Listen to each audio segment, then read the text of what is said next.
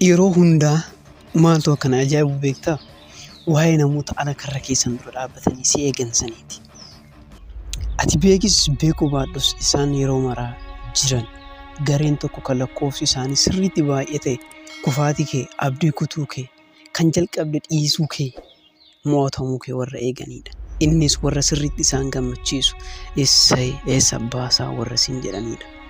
Gareen kaan kan lakkoofsan baay'ee xiqqoo ta'an injifachuu kee, fuulduratti deemuu kee, jalqabbii kee warra abdii guddaan eeganidha.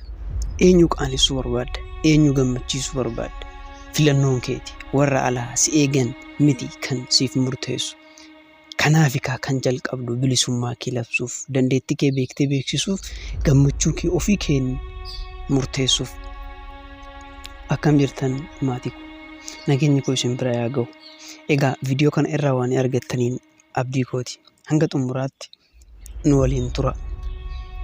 Har'a kutannoon deemsa nama jabummaa kee jalqabe, jabaa obsa kan qabu, harka kan hin kennanne ta'e, shira xaxaan kee yaa sodaatu, yaa rifatu, kan si jaalatan siin yaa boonan, sittis yaa gammadan, muguun amala kee akka hin taane, eenyuuf hin kukkufinii too ka'e.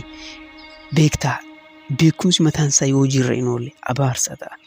Maal gochuu akka qabdu beekta, hin jalqabne malee boruuf taan samuun osoo jettuu carraa meenqa dabarsita. Chaayinoonni akkana jedhu, jalqabuudhaaf yeroo sirriin waggaa 20 har'aa ture, yoo hin taane yeroo sirriin inni lammaffaaf inni xumuraa amma jedhu.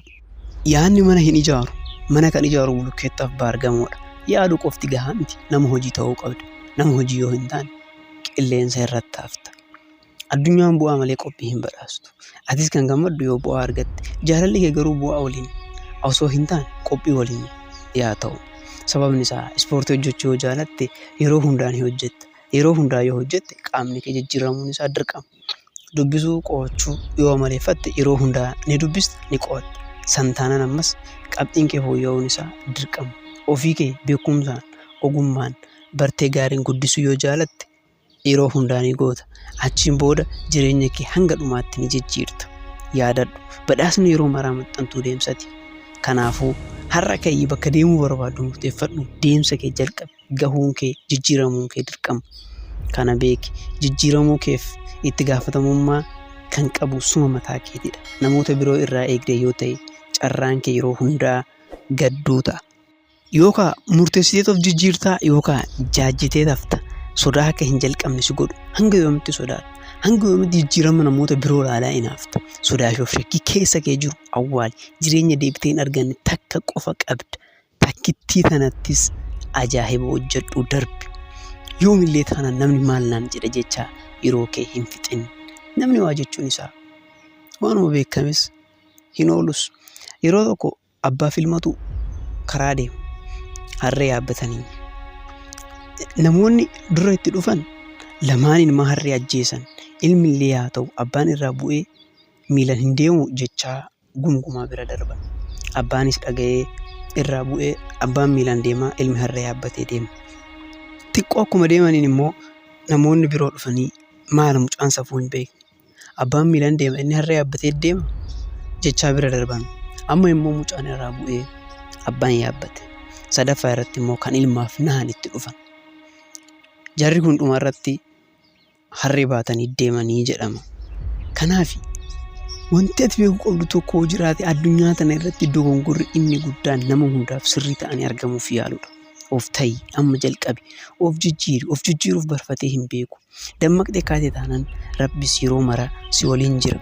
Namni ati barbaachistuuf ni jira. Ati qofti rakkoon furtu jira. Wanti si'iin qofa furamus ni jira.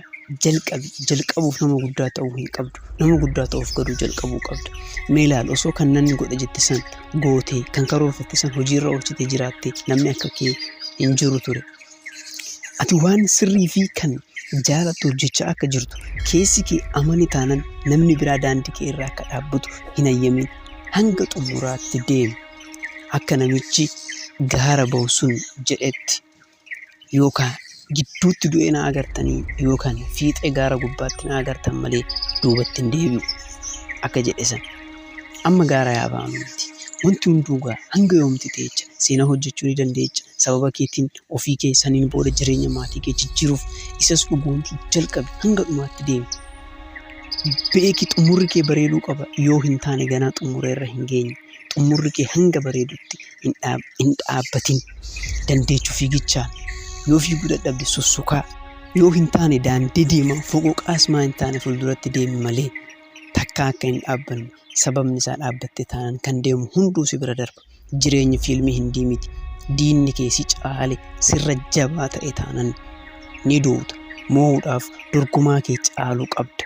Kanaaf tattaaffiin guyyaa guyyaa kan walirraa hin cinne kan sirraa eegamu isatu shaampiyoonii si godhas.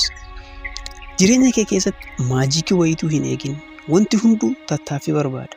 Furdinni yeroo dheeraa keessa dhufe torbee tokkotti hin badu. Akkasumas miilli dhodho'ee battaluma kireemii tokko dibattetti hin fayyu. Yeroo fi itti fufiinsa barbaada.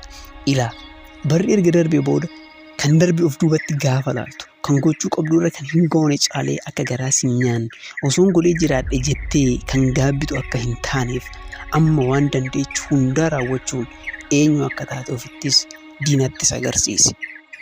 Namoonni baay'een osoo ciisanuu yeroo gattee deemteerti. Baay'een hawwiin qabamanii yaada qofa ta'anii hafaniiru. Jabeenya dhiisanii laafina filataniiru. Ati garuu hunda irraa adda ta'ii bahi. Warra karra duratti si eegan sanittis eenyu akka taate itti agarsiisi. Dacheen tun namoota qooda isaanii argachuuf tattaaffataniif malee kaaniif iddoo hin qabdu. Qabaattes hin beektu. Addunyaan si dagachuu yoo feete ati garuu firiin bu'aan jiraachuu kee itti agarsiisii jira jedhiin. Beeki balballi ati ittiin hin seenne banaas ta'u cufaadha. Fira koo namni kamiyyuu hin dandeechuu siin jedhe akka hin dhageenye. Kaayyoon kee guddaa yaa ta'u namni akkuma yaada sammuu isaa waan ta'eef namoota hin dandeechuu siin jedhan irraa fagaadhu. Wanti ati hin dandeenye hin jiru. Hanga ammaatti waan na waliin turtaniif galanni koo guddaadha. Viidiyoo biraan hanga wal agarrutti nagaan naaf turaa.